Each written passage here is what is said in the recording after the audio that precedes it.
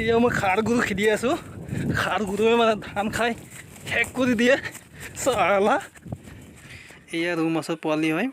যোৱাকালি মই মাৰিছিলোঁ, তাৰে এটা ৰাখি থৈছিলোঁ চাটনি খামকৈ। আজি ইয়াক পিঁয়াজ লগত চাটনি বনাই আছোঁ মই।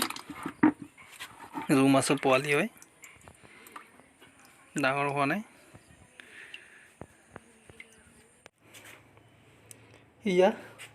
এইয়া মাছটো মই পিচ পিচ কৰি ৰাখি দিছোঁ।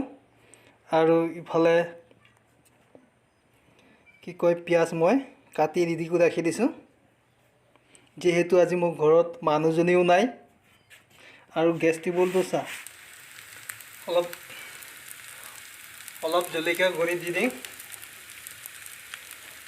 আৰু অলপ কি দি দিওঁ,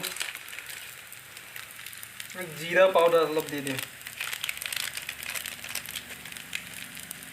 কামৰ নহয় খুটনাই দি দিওঁ, কোনখনি কামো দি দিওঁ।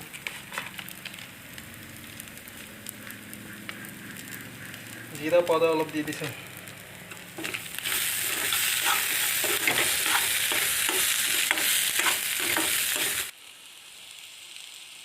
এতিয়া অলপ পানী দি দিওঁ।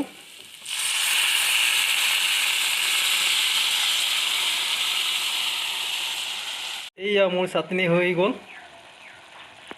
মানে ধুনীয়া কালাৰ হৈ গ'ল। মোৰ চাটনিটো দেখা পাই মানে মোৰ জিভাৰ পানী ৰৈ থাকিব নোৱাৰে আৰু ওলাই গ'ল।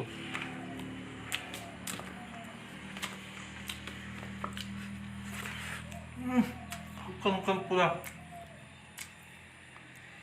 মাৰি দিছোঁ।